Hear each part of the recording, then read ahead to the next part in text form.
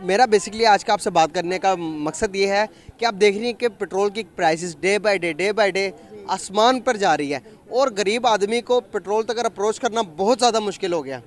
क्या समझती हैं आप कि जहाँ पर पाकिस्तान इस किस्म पेट्रोल की कीमतों से जूझ रहा है और इंडिया एक ऐसे पेट्रोल के ऊपर काम कर रहा है, एक ऐसे फ्यूल के ऊपर काम कर रहा है जिसे इथोइल ऑयल कहते हैं। क्या समझते हैं आप कितना बड़ा इनिशिएटिव है इंडिया के लिए, जो कि अभी उसने 40,000 करोड़ रुपए की सेविंग की है इस साल सिर्फ और सिर्फ पेट्रोल के ऊपर। क्या समझते हैं पाकिस्तान कहाँ पर स्टैंड कर रहा है और इंडिया कहाँ स्टैंड कर रहा है? सबसे जो मेन मसला है बेटा वो ये है कि इंडिया इसलिए इतना अप जा रहा है कि उनके ऊपर अमेरिका को कोई दबाव नहीं है, कोई उनके ऊपर किसी किस्म की उन्होंने नहीं लगाई, पाबंदियां नहीं लगी हुई। वो जहाँ से चाहे जिससे चाहे पेट्रोल खरीद सकता है। लेकिन हमारा मसला ये है कि ज़हनी तौर पे हमारी जो कौम है ना वो गुलामी से बाहर नहीं निकल सकी। ये कभी एक आज़ाद कौम नहीं बन सकती, ये कभी कौम तरक्की नहीं कर सकती। इंडिया हमसे आगे क्यों है? वो इसीलिए आगे है कि वो किसी के आगे झुकता नहीं है, वो अपनी मर्जी करता है, जहाँ से उसका दिल चाहता है वो पेट्रोल लेता है। इंडिया ने इतना सेव कर लिया है, अपने 40,000 करोड़ रुपए सेव कर लिए हैं सिर्फ और सिर्फ इथोइल ऑयल का यूज़ करने के बाद। अब देख रहे हैं कि पाकिस्तान इस तरह के इनिशिएटिव कब लेगा? अब कुछ गाइड कर सकते हैं हमारे पब्लिक को इस बारे में? बेसिकली ये है कि हर किसी का अपना ओपिनियन होता है। हम ना कुएं के मेंढक बने हुए हैं। इंडिया बेशक आप जो मर्ज़ी कहें कि हम इंडिया हमारे क्या कहते हैं, हमारा मुखालिफ कंट्री है, जो मर्ज़ी है, लेकिन इंडिया में जो यूथ है ना उसको सपोर्ट करने के लिए गवर्नमेंट उनका साथ देती है। आप खाली इस चीज़ को छोड़ दें, आप मैं आईटी का बंदा हूँ, मैंने सीएस किया हुआ, आप आईटी इंडस्ट्री में देख लें। इंडिया के जो सॉफ्टवेयर इंजीनियर्स और कंप्यूटर साइंटिस्ट हैं वो यहाँ पे हैं, और जो पाकिस्तान के ना वो यहाँ पे हैं। यही वजह है ना, उनको वहाँ पे उनको ग्रूमिंग मिलती है, उनको इन्वायरमेंट ऐसा मिलता है, उनको गवर्नमेंट की तरफ से भी और सेल्फ भी इतना वो मोटिवेट करते हैं उसको कि वो किसी चीज़ का इनिशिएटिव लें।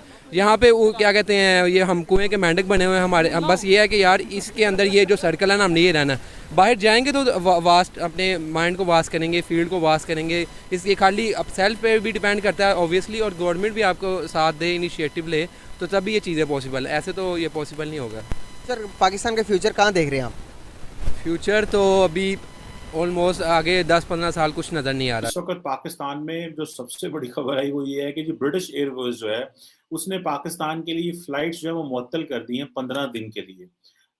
वो इनिशियली तो ये कहा जा रहा है ये ऑपरेशनल इशू है, लेकिन कई लोग कह रहे हैं कि इसका ताल्लुक जो है वो ऑब्वियसली शायद ऑयल ना होने की वजह से होगा, क्योंकि वहाँ पे जो सिविल एविएशन अथॉरिटी के लोग हैं उनको कहा गया, उन्होंने कहा जी नहीं ऑयल तो पूरा है, टैंकर फुल है, कोई इस तरह का मसला नहीं है। लेकिन 15 दिन के लिए उन्होंने फिलहाल इसको मुअत्तल किया है। There is some problem. अब ये किस तरह की चीज़ है, ऑब्वियसली जो पॉलिटिकल सिचुएशन पाकिस्तान में है, इकोनॉमिक सिचुएशन पाकिस्तान में है, उस हवाले से देखा जाए तो ये एक डिफिकल्ट सिचुएशन लगती है जिससे ये कोई अच्छी वाइब्स नहीं गई। जब आपको याद होगा ब्रिटिश एयरवेज की सर्विसेज पाकिस्तान में शुरू हुई तो बड़ा वेलकम किया गया, बड़ा पसंद किया गया एटलीस्ट के लोग जो हैं वो वापस, क्योंकि बहुत सारे पाकिस्तानी जो हैं वो बरतानिया जाते हैं, लंदन जाते हैं, तो पुराना क्योंकि बरतानिया यहाँ पे रूल करता रहा है, तो उस हवाले से चीज़ें यहाँ पे चलती रहीं। तो अब सुनने में आया है कि ये बंद होने की वजह से एक जो है ना वो हिजानी सी सिचुएशन पैदा हुई, और साथ ही कल वज़ीर-ए-आज़म ने ये भी कह दिया कि जो मुल्क जो है वो उसके बारे में बातें की कि उसने कहा जी जब तक सियासी इस्तेहकाम नहीं होगा, मुआशी इस्तेहकाम भी नहीं आएगा, और हमारे पास पैसे नहीं हैं, और हमारी मुल्क चलाने के लिए हमारे पास पैसे नहीं हैं, और प्री बजट कॉन्फ्रेंस वो कर रहे थे। साथ ही मैंने देखा कि जो है वो जिसे हम कहते हैं ना कि अपनी माज़ी की तारीफ़ें, हमें माज़ी में रखा हुआ है सबको, पाकिस्तानियों को, कि जी पाकिस्तान 90 की दहाई में बहुत अच्छा हुआ करता था। 80s में बहुत अच्छा हुआ करता था। भाई ये 2022 चल रहा है, आज की कहानी सुनाएँ हमें। हमें उस दौर की कहानी ना सुनाएँ जिस दौर में मतलब हमें पता ही नहीं था कि आप क्या कर रहे थे।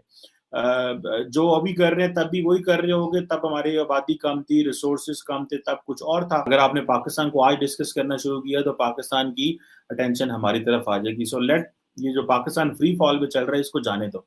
इसको ऐसे ही जाने दो। This is what the Indian media is thinking, and definitely वो कहते हैं कि जब वो खुद ही इतने ज़्यादा ऑक्यूपाइड हैं and they can't do things on their own, so हमें क्या ज़रूरत है उनको छेड़-छाड़ करने की और वो सारी चीज़ें करने की। सो आई पर्सनली फाइंड आउट कि ये एक पाकिस्तान के लिए बड़ा चैलेंजिंग है। हुकूमत ये कह रही है कि हमारे पास वो जिसे कहते हैं ना खाने को ज़हर नहीं है, ब्रिटिश एयरवेज़ ने बंद कर दी हैं। 9.5 ट्रिलियन में से 4 ट्रिलियन डेट सर्विसिंग में चले जाना है. So we are in a very very difficult condition and I am sure things will be good. The only way is that के पॉलिटिकल टेम्परेचर नीचे आए पाकिस्तान में, चीज़ें बेहतर हो सकती हैं. ये नहीं कि चीज़ें बेहतर नहीं हो सकती. And I am sure it they will improve in coming days and time.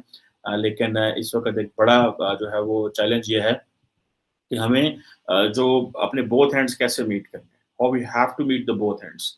ये 9.5 ट्रिलियन के लिए जो लोन हमने बजट है, ये तो हमारा रेवेन्यू तो इतना नहीं है. रेवेन्यू तो वही 6 ट्रिलियन 6.5 ट्रिलियन है. तो अब आप देखिए इसमें हमें अभी तो 10 जून को जो हुकूमत बजट पेश करेगी तो उससे हमें पता चलेगा कि क्या भाई कितना बजट कम है और क्या चल रहा है. तो this is very alarming situation.